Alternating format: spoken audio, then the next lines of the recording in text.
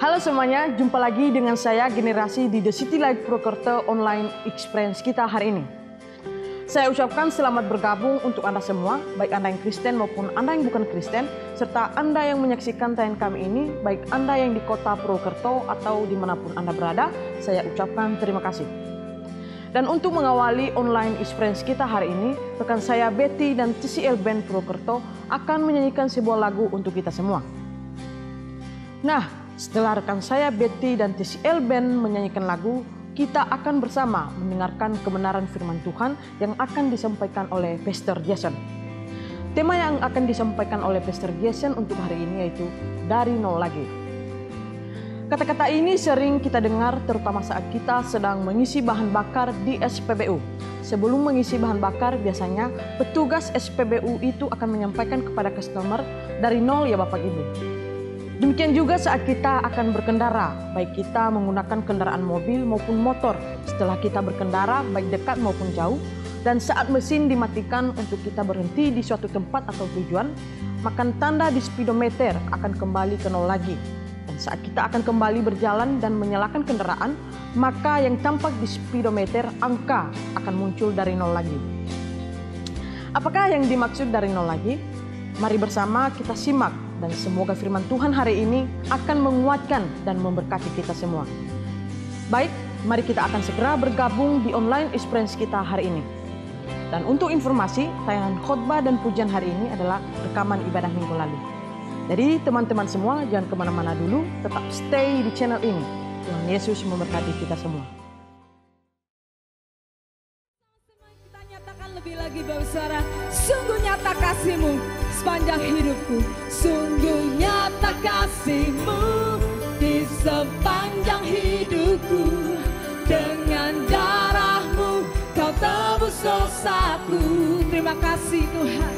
Sungguh nyata kasih-Mu di sepanjang hidupku. Senang hatiku hanyalah untuk-Mu.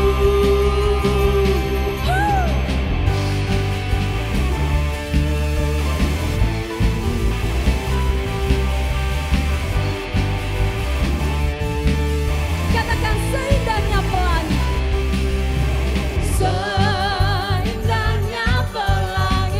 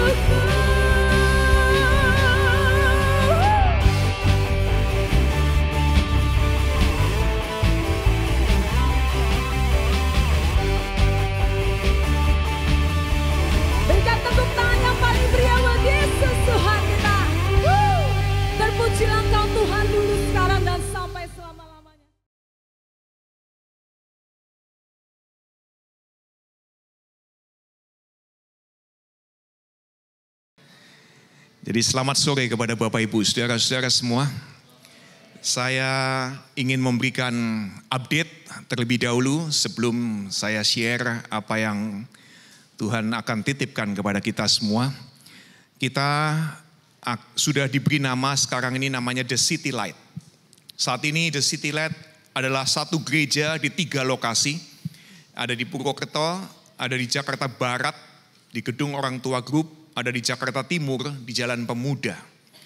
Ada banyak rekan-rekan kita yang punya nilai yang sama, punya misi yang sama, punya tujuan atau semangat yang sama. Dan setiap hari Minggu, bahkan setiap harinya, kita juga mencoba memuliakan Tuhan dengan nilai-nilai yang Tuhan titipkan kepada kita semua. Nah, saya jarang pamer dan membanggakan apa yang kita kerjakan, tapi sore hari ini saya mau pamer dengan Anda semua. Yang pertama, untuk STT Soteria. Ketawa dulu yang besar dong. Ini adalah sekolah tinggi teologi, ada 172 di Indonesia, dan dari tim STT Soteria sudah bekerja keras luar biasa, sehingga hari ini sudah hampir 1 tahun, kita ada di ranking 13 dari 172.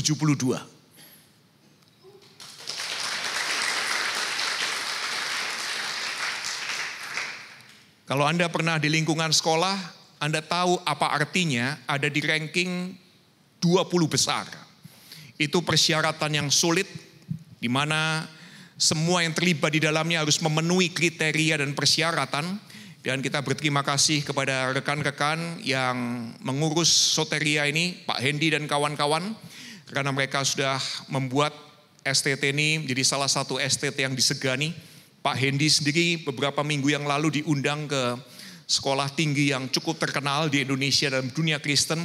Dia yang melatih para dosen dan para students di sekolah tersebut. Jadi jangan kasih tepuk tangan buat Pak Hendy. Kasih tepuk tangan buat STT Soteria. Iya, jadi ini sekolah yang juga mempersiapkan calon-calon para pemimpin yang memimpin orang lain ikut Tuhan Yesus. Kemudian update yang kedua, kita juga dipercaya untuk membangun sebuah sekolah SMA menengah ke atas. Ini dunia sekuler ini, SMA pendidikan sekuler, bukan pendidikan teologi ya. Kenapa kok SMA? Karena setelah diadakan riset tahun lalu, ada 28.000 lulusan SMP di wilayah Banyumas, Cilacap, Purwokerto, Purbalingga, dan kebanyakan orang tua kemudian mengirimkan anaknya untuk sekolah yang lebih baik kemana? Ke Semarang, ke Jogja, ke Bandung.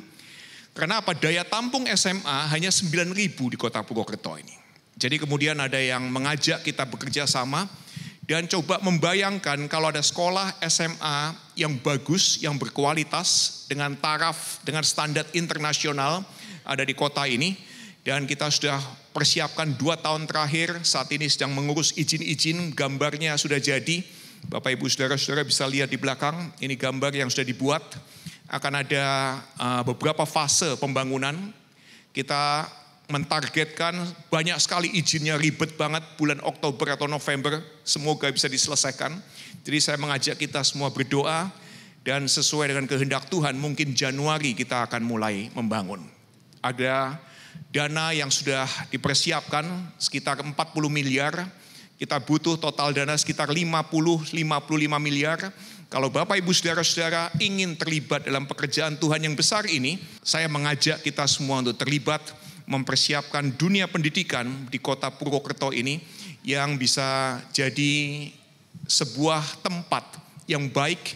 Anda yang lulusan sekolah, guru bisa ikut mengajar, dan banyak orang di lingkungan kota Purwokerto yang perlu mendapatkan pendidikan yang bertaraf internasional. Kita berterima kasih kepada Presiden kita yang tanggal 20 Oktober nanti akan selesai masa jabatannya. Karena apa yang dia kerjakan selama 10 tahun terakhir membuat banyak sekali kemajuan di daerah-daerah terpencil, dan internet, infrastruktur, jalan itu sangat menolong kita semua untuk bisa membuat di kota ini pun ada lahan pendidikan yang bagus. Jadi Anda perlu berdoa dan kita akan bersama-sama mengerjakannya. Dan kalau Bapak Ibu Saudara-saudara mau terlibat, kita dengan senang hati akan mengajak sama-sama. Saya tidak memaksa, ini undangan untuk kita bekerja sama. Oke, jadi mari kita mulai apa yang akan kita pelajari sore hari ini. Anda siap? Kalau ditanya siap nggak punya jawaban. Ya, perlu ditanya bahasa Kristen baru punya jawaban. Oke, banyak orang, saya termasuk, suka pakai topeng. Untuk apa topeng saya pakai dan Anda pakai? Untuk menutupi kegagalan moral, kegagalan finansial, kegagalan keluarga yang terjadi di masa lalu. Kita pakai topeng. Sebagai pendeta, saya suka pakai topeng.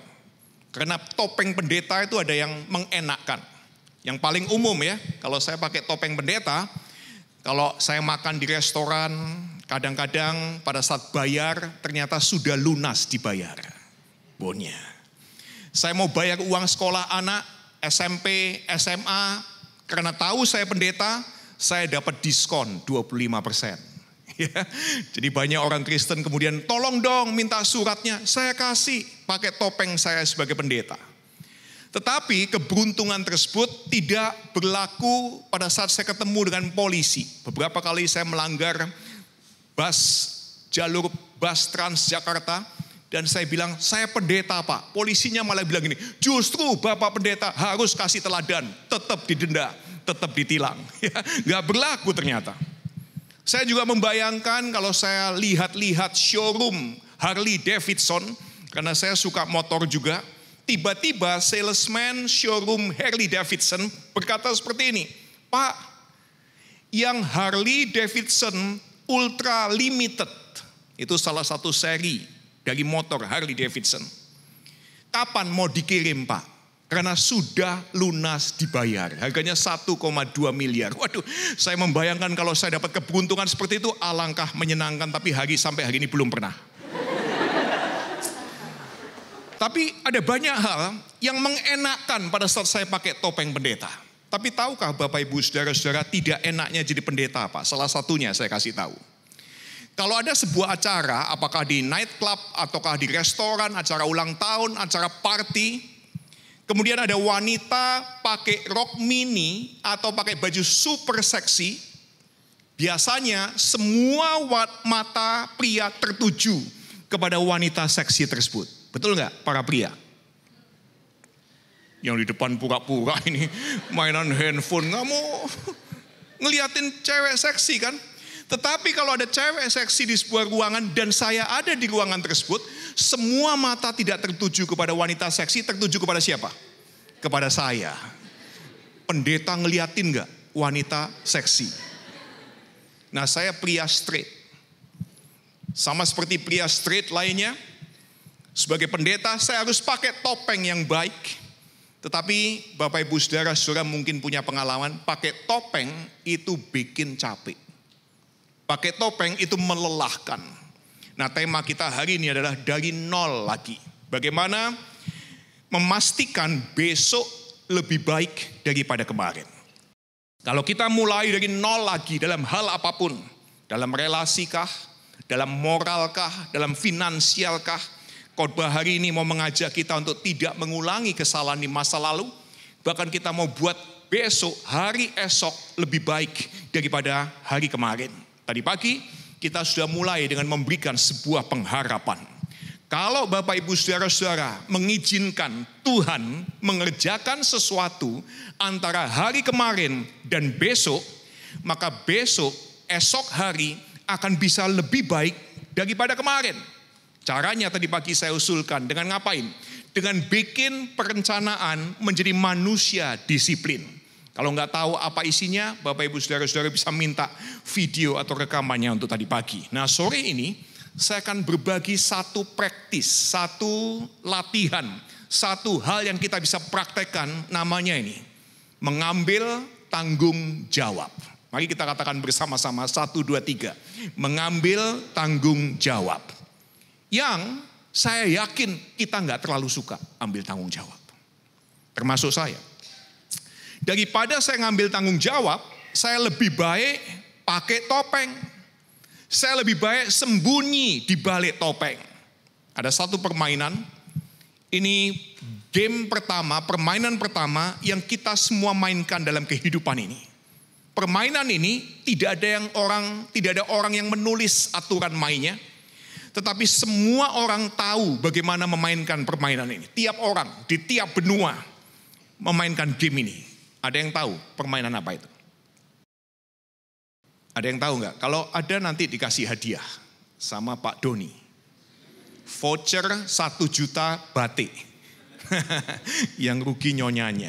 Nah, permainannya adalah ini. Cilukba. Bahasa Inggrisnya peekaboo. Cilukba kalau bahasa Indonesia. Aturannya sederhana. Pertama Anda ciluk, kemudian Anda ba. Kita coba ya. Ciluk, ba. Nah, anehnya tidak ada orang dewasa main game ini. Pernah Anda diundang sama sepasang suami istri atau sama Bu Daniel, bawa ke rumah saya hari Jumat malam kita main cilukba. Pernah nggak?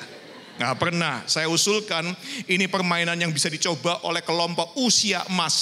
Ya, nanti kelompok usia emas Pak Kris dan kawan-kawan pertemuan berikutnya main cilukba. Jadi orang dewasa nggak pernah main game ini bersama dengan orang dewasa lainnya. Tetapi yang menarik, orang dewasa selalu main game ini dengan siapa?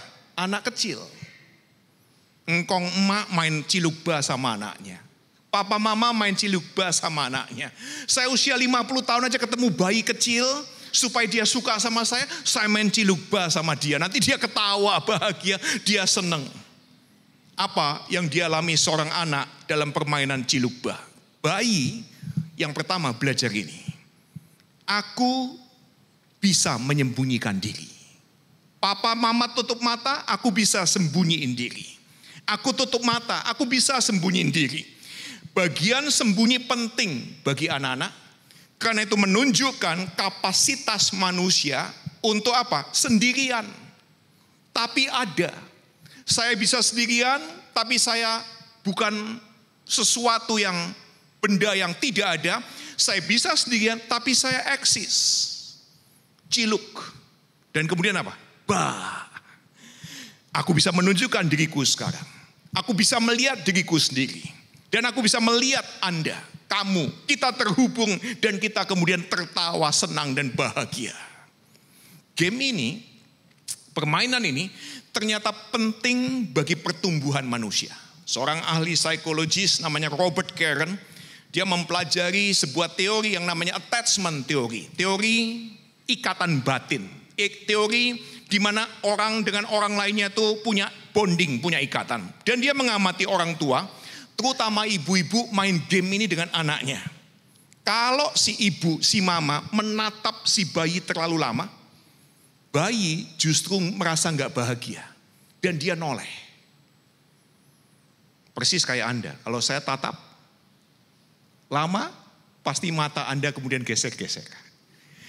Anak kecil ternyata ditatap mamanya seperti itu. Dia ditatap mamanya, ternyata bayi pun kemudian nggak nyaman. Dia noleh, tidak mau kontak mata.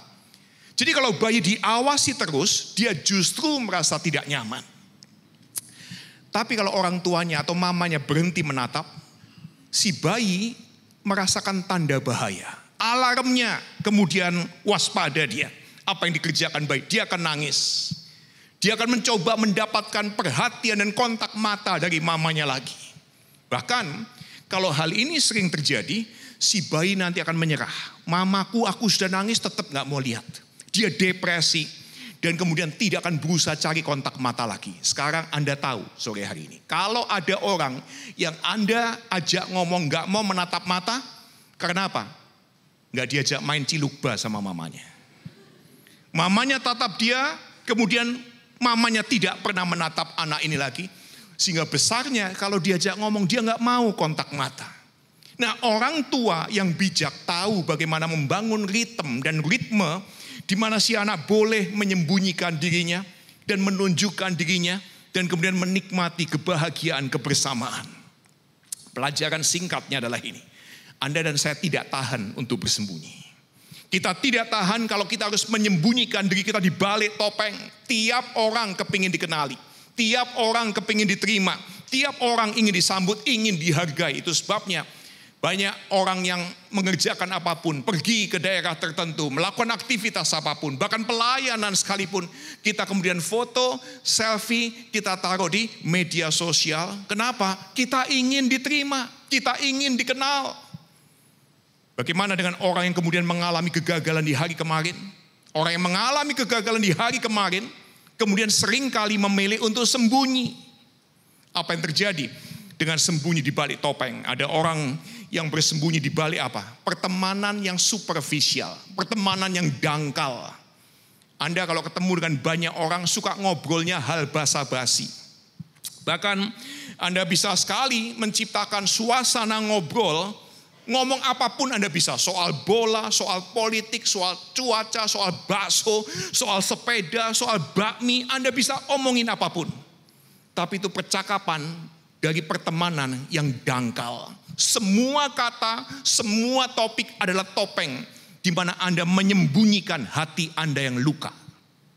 Anda ngomong apapun, mau touring pergi kemana, ngerti soal pantai eksotik, Anda tahu pohon jati yang keramat sekalipun, itu semua topik dari percakapan untuk menyembunyikan hati kita yang luka.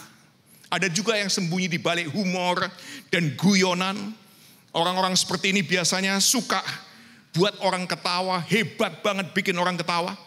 Tapi Anda bisa perhatikan orang-orang yang suka bikin orang ketawa, ketika pembicaraan jadi serius, atau sedih, atau get personal, maka mereka selalu mengalihkan dengan apa? Coba bikin lagi humor dan guyonan. Mereka sembunyi di balik topeng badut yang suka senyum. Ada yang pakai intelijensia untuk sembunyi, atau kesibukan, atau kritik. Ada juga yang sembunyi di balik kerohanian.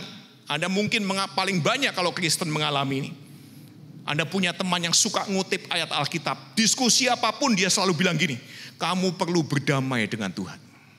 Kamu ini tidak mengampuni, hatimu pahit, kamu jauh dari Tuhan. Sedikit-sedikit dia akan ngomong, Tuhan mengendalikan segala sesuatu. Anda gak bisa debat dengan orang-orang seperti ini, karena mereka benar, kalimatnya benar. Tapi pada saat ngobrol dengan orang-orang seperti itu, Anda bisa rasain ada gap besar, jurang besar yang memisahkan Anda dari dia. Saya mau tanya sore hari ini, apa topeng Bapak Ibu, saudara-saudara semua? Anda nggak tahu topengnya? Tanya orang terdekat. Orang terdekat Anda akan tahu.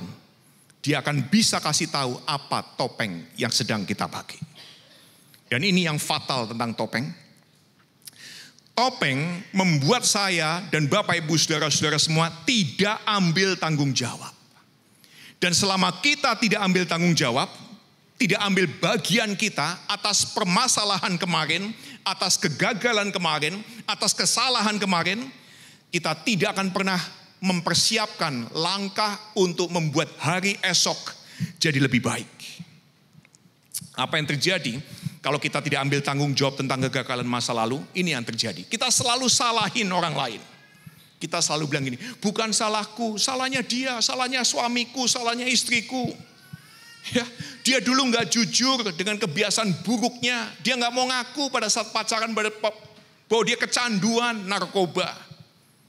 Kalau Anda pernah ketemu orang yang pernah gagal dalam relasi, orang yang gagal dalam relasi suka menyalahkan orang lain. Orang lain yang gak setia, orang lain yang tidak jujur, orang lain yang tidak fair, orang lain yang tidak bisa kerja, orang lain yang malas. Jarang ada orang yang mengalami kegagalan kemudian ngomong pada dirinya sendiri, memang aku mertua sing cerewet. Jarang mertua bilang gitu. Jarang menantu bilang gini, saya memang menantu yang tidak hormat kepada mertua. Jarang. Saya suami yang memang suka cari kesalahan istri. Saya istri yang memang tidak setia. Jarang orang yang pernah mengalami kegagalan di hari kemarin ngaku. Hari ini saya mau ajak Bapak Ibu saudara-saudara taruhan. Jawanya totoan. 1, 2, 3. Totoan. Taruhan. Dan taruhannya berbunyi seperti ini. Pertaruhan terbaik kita untuk hari esok adalah dengan mengambil bagian kita di hari kemarin. Pertaruhan terbaik kita untuk hari esok, untuk masa depan, dengan ambil tanggung jawab bagian kita di hari kemarin. Nah, kalau kita suka menyalahkan orang, suka pakai topeng, suka sembunyi, kita menyalahkan orang lain, anjing kita yang salah, kucing kita yang salah, tikus yang kita tidak pelihara yang salah, dan lupa tanya apa bagian kita, saya mau kita tahu alasannya kenapa kita menyalahkan orang lain, karena ini alasannya. Karena Anda dan saya manusia sama seperti Adam dan Hawa. Jadi yang salah siapa? Ayo, yang salah siapa? Kenapa kita suka menyalahkan orang lain? Karena kita manusia sama seperti Adam dan Hawa. Jadi yang salah siapa? Saya kasih tahu yang salah siapa. Kalau Anda tidak percaya Tuhan, Anda bukan Kristen, saya mau kasih tahu sore hari ini, Anda rugi. Gak ada yang bisa Anda salah-salahin soalnya. Kalau Anda Kristen, Anda untung. Karena Anda bisa menyalahkan siapa? Tuhan. Kalau saya sama seperti Adam dan Hawa, dan saya suka menyalah-nyalahkan orang lain, dari mana asalnya saya suka nyala-nyalain orang? Tuhan yang menciptakan saya. Jadi kalau Anda Kristen, Anda untung. Anda yang Kristen selalu punya orang lain untuk disalah-salahin. Kalau enggak Tuhan, setan. Kalau enggak setan, orang lain. Kalau Anda anti Tuhan, Anda tidak percaya Tuhan, Anda enggak punya orang untuk disalah-salahin. Jadi kalau Anda tidak percaya Tuhan, Anda rugi. Enggak ada yang bisa Anda salah-salahin. Kalau Anda Kristen, Anda untung ada yang bisa Anda salah-salahin. Nah, kita cek beberapa bagian dari Alkitab. Tenang aja, nggak panjang-panjang. Nggak usah dibaca juga, saya cepat ngomongnya. Kejadian pasal 1, diceritakan Tuhan menciptakan manusia, namanya Adam dan Hawa sesuai gambar dan rupa Allah. Kemudian Tuhan kasih satu aturan dari jutaan kebebasan. Mereka bebas melakukan apapun, cuma satu aturan. Tidak ada 10 perintah Allah saat itu. Tidak ada hukum Musa yang melindungi 10 perintah Allah. Nggak ada 613 hukum orang Yahudi. Kalau Anda orang Yahudi ada aturannya. Hukum Sabat, Anda naik tangga pun lebih dari 4 anak tangga, Anda melanggar hukum Sabat. Kalau hari Sabat Anda cuci-cuci piring, cuci-cuci gelas, Anda melebihi ulap putar gelas, mencuci gelas lebih dari 3 atau 4 gerakan, Anda melanggar hukum Sabat. Hari itu belum ada aturan apapun, belum ada pelanggaran apapun, semua bebas, cuma satu aturan. Tapi yang satu aturan itu dilanggar sama Adam dan Hawa. Mereka tidak percaya kepada Tuhan. Ketidakpercayaan mereka, their distrust, ketidakpercayaan mereka kemudian disebut sebagai dosa. Nah, sore hari ini lagi-lagi, kalau Bapak Ibu Saudara-saudara bukan Kristen gak percaya dosa, gak apa-apa. Kalau Anda bukan Kristen, berarti Bapak Ibu Saudara-saudara juga tidak percaya Alkitab, karena gak baca Alkitab kan. Sementara dosa adanya di mana? Dijelaskan di Alkitab. Jadi kalau Bapak Ibu Saudara-saudara bukan Kristen, tidak percaya Alkitab, gak percaya dosa, that's alright. Ini hanya bagi orang yang percaya Alkitab, yang Kristen, yang percaya bahwa di dalam Alkitabnya orang Kristen ada yang namanya dosa. Tetapi kalau kita nggak percaya dosa, kita ini bahkan melanggar aturan yang kita bikin sendiri. Kita bikin aturan di awal minggu, saya mau latihan 3 kali seminggu jalan. Minggu ini kita langgar sendiri. Kita bikin aturan sendiri, saya tidak mau makan lemak, tapi kita makan lemak. Saya bikin aturan dari kemarin datang ke Purwokerto ini. Saya tidak mau makan mendoan, saya tidak mau makan bakwan, saya tidak mau makan gorengan apapun di kota Purwokerto. Sejak pertama kali menginjakkan kaki di Purwokerto hari Kamis, saya makan gorengan tanpa henti sampai hari ini. Saya langgar sendiri ternyata. Ya, saya harus minum air putih 3 liter sehari. Kita langgar. Kita takut kencing terus. Kita minum cuma 600 mili. Kita bahkan tidak bisa melawan kebiasaan buruk kita sendiri. Jadi Adam dan Hawa kemudian buat kesalahan dan mereka diceritakan dalam Kejadian 3:8. Pada saat mereka mendengar bunyi langkah Tuhan Allah yang berjalan-jalan dalam taman pada waktu hari sejuk, Tuhan ternyata nggak selalu bersama dengan mereka. Mereka berdua perlu kerja, mereka perlu berduaan, mereka perlu menonton ikan lohan mereka. Tuhan ternyata nggak selalu bersama dengan manusia. Tapi pada saat mereka mendengar langkah Tuhan, dikatakan bersembunyilah manusia itu dan istrinya dari Tuhan Allah di antara pohon-pohonan dalam taman. Nah, ini pelajaran cepat buat kita semua. Pada saat kita bikin kesalahan, ini yang akan terjadi. Kita langsung sembunyi. dari diri sendiri dan dari orang lain. Begitu kita bikin kesalahan, kita langsung sembunyi dari diri sendiri dan dari orang lain sampai ketahuan. Pada saat ketahuan, apa yang kita kemudian omongin? Pasal 3 ayat 9. Saya suka sekali dengan bagian ini. Manusia sudah bikin salah, sembunyi. Kemudian tapi diceritakan, tetapi Tuhan Allah memanggil manusia itu dan berfirman kepadanya, di manakah engkau? Adam Hawa bikin salah, Tuhan bukannya tinggalin, buang aja. Tuhan cari mereka. Dan Bapak Ibu saudara-saudara sore hari ini perlu tahu, ini kesalahan terbesar yang jauh lebih hebat dari kesalahan Yudas. Ini kesalahan terbesar yang pernah dibuat oleh manusia.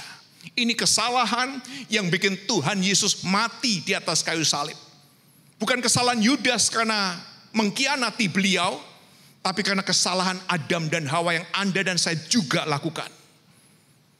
Tuhan cari, kita ngumpet. Sembunyi dari Tuhan itu the biggest mistake. Kesalahan terbesar yang membuat Yesus Kristus harus mati di atas salib. Padahal Tuhan cari bukan untuk menghakimi, tapi untuk mencintai, untuk kasih pengharapan, untuk buat hari besok mereka lebih baik daripada hari kemarin. Pasal 3 ayat 10 Kejadian kemudian dikatakan, Adam menjawab, ketika aku mendengar bahwa engkau ada dalam taman ini, aku jadi takut. Karena aku telanjang, jadi aku sembunyi. Dan firman Tuhan, siapa yang kasih tahu kamu bahwa kamu telanjang? Apa kamu makan dari buah pohon yang kularang kamu makan? Dan sama seperti suami-suami di tempat ini yang suka melindungi istrinya kalau salah. Kemudian Adam menjawab seperti ini, ya Tuhan, aku suami yang salah Tuhan. Hukum aku Tuhan, aku memang layak dihukum. Jangan bawa-bawa Hawa, dia tidak berdosa. Begitu? Enggak. Sama seperti suami-suami di tempat ini, kalau ketahuan salah, ngomong apa? Istriku itu yang salah Tuhan. Hal pertama yang dilakukan Adam setelah ketahuan adalah yang pertama Anda dan saya juga lakukan. Salahin orang lain. Dia bilang apa? Dalam ayat 12. Manusia itu menjawab, perempuan itu yang engkau tempatkan. Jadi yang salah siapa? Perempuan itu dan Tuhan. Jadi sekali lagi, Anda kalau Kristen untung, ngomong saya untung. Kalau saya gagal ada yang saya salah-salahin. Tuhan dan orang lain. Anda tidak percaya Tuhan, Anda tidak punya hak istimewa tersebut. Ya, Adam bilang dia yang buat aku makan buah pohon tersebut. Salahmu Tuhan dan salahnya dia. Kalian berdua yang harus beresin problem ini bukan saya. Benar gak? Benar, tapi separuh benar. Itu bukan keseluruhan kebenaran, itu half truth, separuh benar. Ayat 13 kemudian berfirmanlah Tuhan kepada perempuan tersebut, apa yang telah kau perbuat ini? Perempuan itu jawab apa? Saya Tuhan memang wanita itu lemah, banyak maunya. Lihat tas merek mau, lihat wig baru mau, lihat lipstick mau, lihat produk skincare mau. Enggak, dia enggak bilang begitu. Ular itu Tuhan yang memperdayakan aku, maka aku makan. Benar gak kalimatnya? Benar. Tapi half truth, separuh benar, bukan whole truth. Dan pada saat kita tidak mengatakan the whole truth, cuma separuh, dengan berjalannya waktu, Anda dan saya akan percaya bahwa yang separuh kebenaran itu adalah seluruhnya kebenaran. Begitu Anda bohong, Anda akan percaya bahwa kebohongan Anda jadi kebenaran. Nah, yang saya mau usulkan hari ini adalah ini. Bagaimana untuk kita membuat hari esok lebih baik dari kemarin adalah dengan ini. Anda dan saya perlu berdamai, making peace, berdamai dengan masa lalu kita, dengan owning our peace, dengan ambil tanggung jawab. Ambil jadi milik bagian kita di kegagalan masa lalu. Berdamai dengan masa lalu kita, dengan ambil bagian dari kesalahan kita di masa lalu. Supaya kita bisa bahagia di hari besok, ambil bagian kita di hari kemarin, ambil tanggung jawab kita. Saya memang salah. Saya tidak menghormati pasangan saya. Saya tidak mencintai pasangan saya. Saya selalu ngomong kasar. Saya tidak menghargai ide-idenya. Semua kalimatnya saya bantah. Ambil peran kita di kegagalan masa lalu, maka Anda dan saya kemudian akan Tuhan persiapkan untuk menyongsong hari besok yang lebih baik. Jadi apa yang kita bisa lakukan sekarang? Kalau Anda dan saya hanya datang ke gereja, gereja tidak akan bisa membereskan masalah kita. Hanya datang ke gereja tidak membuat kita siap menghadapi hari besok yang lebih baik. Karena apa? Gereja tidak bikin kita selalu nyaman. Iya kan? AC-nya nggak dingin, Anda bilang kepanasan. AC-nya nyentrong, Anda bilang kedinginan. Ya. Gereja tidak bisa selalu menjawab kebutuhan kita. Anda kadang suka, Anda kadang tidak suka dengan apa yang terjadi di gereja. Anda kadang bahagia selesai ibadah, Anda kadang tidak bahagia selesai ibadah. Khususnya kalau Anda melihat pergumulan kita, ternyata nggak ada jawaban dari ibadah di gereja hari itu. Kalau Anda single, ke gereja tidak menjamin Anda dapat jodoh. Anda tanya aja pada single-single yang sampai hari ini belum dapat jodoh di gereja. Gereja tidak bisa kasih jodoh kepada yang single. Ke gereja tidak menjamin anak Anda jadi anak-anak nurut. Meskipun dia sekolah minggu, hafal ayat mas. Ke gereja tidak kasih jawaban untuk masalah finansial Anda. Bahkan Anda datang ke gereja sore hari ini pun, Anda nggak bisa cocok satu dengan yang lainnya. Betul nggak? Ada yang datang wangi. Ada yang datang salaman dengan saya tadi, baunya minta ampun.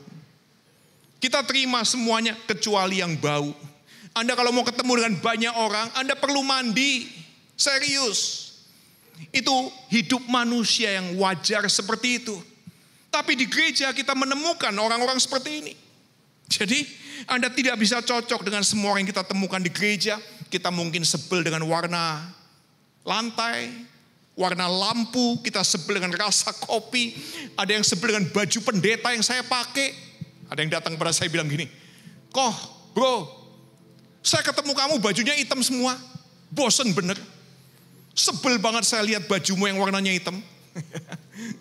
Dalam hati saya, kamu pikir saya suka lihat warna bajumu yang warna-warni? Saya juga sebel. Jadi untuk membuat besok lebih baik dari kemarin, kita bisa mulai dengan apa? Making peace with our past. Berdamai dengan masa lalu kita, dengan ambil tanggung jawab di masa lalu kita. Jadi daripada Anda ngomel-ngomel ya, suamiku tuh gorila memang. Aku stuck sama dia. Tuker tambah gak ada yang mau. Dijual gak laku, gorila bener. Anda bisa coba ngomong seperti ini. Suamiku memang gorila. Kapan lagi aku punya pengalaman hidup bersama gorila? Gak semua orang dapat pengalaman unik hidup dengan gorila. Kapan lagi? Jadi Anda making peace, owning your peace in your family. Anda ambil tanggung jawab. Siapa yang milih gorila itu? Kan ibu-ibu juga. Ada yang bilang istrinya itu kayak beruang betina. Siapa yang milih beruang betina itu? Ya Anda juga. Bayangkan Anda overweight. Bagi yang para Bapak Ibu saudara-saudara yang overweight. Ini enggak lagi nyindir tapi nyinggung. Anda yang overweight kepingin kurus. Kemudian ngomong seperti ini. Aku enggak gemuk kok, aku enggak gemuk. Atau Anda bilang, mamaku yang salah, dia suka masak. Masaknya banyak, aku harus habisin. Aku harus makan terus sampai aku gemuk. Atau kemudian Anda kasih excuse, ciciku lebih gemuk dari aku. Apa yang terjadi kalau Anda tidak mau ambil tanggung jawab? Anda tetap gemuk. Tapi sore hari ini Anda akan perlu coba minggu depan ini. Aku gemuk. Yang gemuk coba ngomong, 1, 2, 3. Aku gemuk. Aku suka diriku gemuk. Ngomong dong, 1, 2, 3. Aku juga suka diriku kurus. Sekarang aku pilih untuk turun 50 kilogram. Khusus bagi yang gemuk ya, tirukan saya. Aku gemuk. Waduh, Bu Feni nggak mau ngomong. Jadi aku suka diriku yang gemuk, aku juga suka diriku yang kurus. Aku yang mau pilih sekarang. Aku mau turun 50 kilogram. Anda mau perbaiki hidup rumah tangga? Anda perlu berdamai dengan masa lalu dan bilang, Tuhan, saya bikin salah. Saya tidak hormat pasangan saya. Saya suka menghina ide-idenya. Dia ngomong dengan saya tidak pernah tatap matanya. Saya salah. Tapi saya pilih mulai hari ini, saya mau bangun ulang hari esok lebih baik dari kemarin. Anda yang mungkin sudah pernah gagal, Anda perlu tahu, yang memulai kehidupan Anda adalah kebaikan Tuhan. Saat ini kalau Anda sendirian, Anda mungkin mengalami beratnya kehidupan.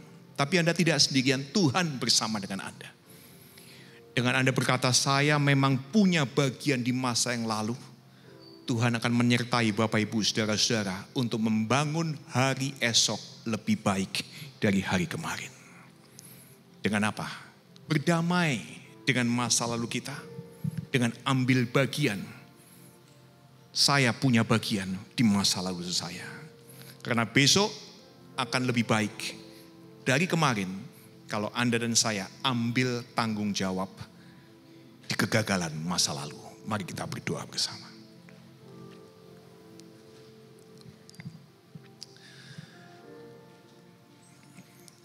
Tuhan, tidak seorang pun di antara kami yang sempurna. Kami tahu apa artinya gagal. Ada di antara kami yang gagal dalam bisnis. Gagal dalam finansial. Kami gagal dalam pertemanan. Kami ditinggal banyak teman. Ada di antara kami yang gagal juga dalam pelayanan bahkan. Ada yang gagal dalam rumah tangga. Tapi kalau kami membaca Alkitab, ternyata semua orang yang diceritakan Alkitab mengalami kegagalan. Bahkan mungkin di antara mereka lebih parah dari situasi yang kami hadapi. Tapi kalau Tuhan menyertai setiap tokoh di Alkitab, Abraham Tuhan sertai, Daud yang pembunuh dan pejinah Tuhan sertai, Petrus yang menyangkal Tuhan, Tuhan sertai, Paulus yang membunuh orang, Tuhan sertai, maka Tuhan pun akan menyertai setiap kami. Apapun situasi yang kami hadapi. Dan Tuhan ingin kami semua untuk membuat hari besok jadi lebih baik daripada hari kemarin. Dengan kami mengambil tanggung jawab di masa lalu. Karena Tuhan menyertai kami. Tuhan ikut memikul salib dan beban yang kami sedang pikul.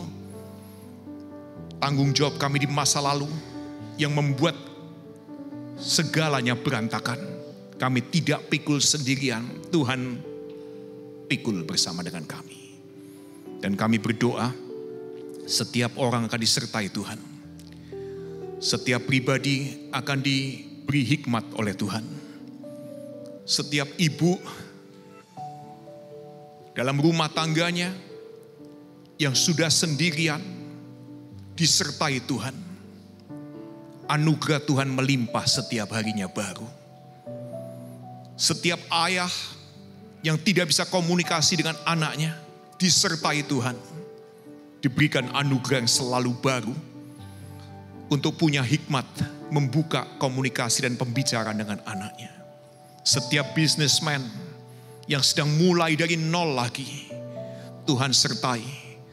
Tuhan berikan kreativitas, Tuhan berikan inovasi, Tuhan berikan daya juang yang besar untuk membuat hari esok lebih baik dari hari kemarin. Mari kita berdiri bersama Bapak Ibu Saudara-saudara. Kita angkat kedua tangan kita dan terimalah berkat Tuhan Yesus Kristus. Kiranya berkat dari Allah Bapa, dari Tuhan Yesus Kristus, dan dari Allah Roh Kudus memberkati setiap kami yang hadir.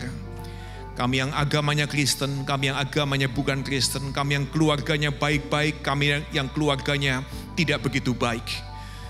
Kami yang finansialnya oke, kami yang finansialnya amburadul. Setiap kami diberkati, dianugerahi oleh Allah Bapa, Allah Putra, Allah Roh Kudus. Kami semua dijagai oleh Tuhan, diberikan kekuatan, diberikan kesehatan. Dan dengan semua berkat yang Tuhan anugerahkan, kami bisa pakai untuk memuliakan dan menghormati Tuhan. Di dalam nama Tuhan Yesus Kristus, Juru Selamat kami sudah berdoa. Amin. Selamat sore, selamat hari Minggu, Tuhan Yesus memberkati.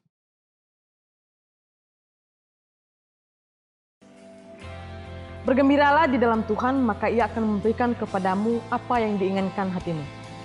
Saya ucapkan terima kasih kepada Pastor Jason untuk pesan firman Tuhannya. Semoga kita semua makin bersemangat dan kuat dalam menjalani hidup yang penuh dengan pengharapan ini. Dan kepada Betty dan TCL Band serta volunteer TCL Purwokerto, Anda semua luar biasa dan salam kompak selalu untuk kita semua. Saya juga ucapkan terima kasih untuk Bapak Ibu dan teman-teman semua yang telah dengan setia dan antusias dalam memberi persembahan. Anda semua luar biasa sehingga program TCL Purwokerto bisa berjalan dengan baik dan bisa menjadi reflektor terang Tuhan di kota Purwokerto. Kiranya Tuhan memberkati dan memberi kemudahan untuk segala usaha pekerjaan Bapak Ibu semua. Selanjutnya untuk Bapak Ibu yang akan memberikan persembahan, baik persembahan rutin atau persembahan persepuluhan, bisa langsung ke kotak persembahan yang ada di gereja, atau Bapak Ibu bisa langsung mentransfer ke rekening gereja yang tertera di layar Anda. Saya Generasi, sampai jumpa di online experience kita Jumat depan. Dan Yesus memberkati kita semua. Terima kasih Tuhan, sungguh nyata, sungguh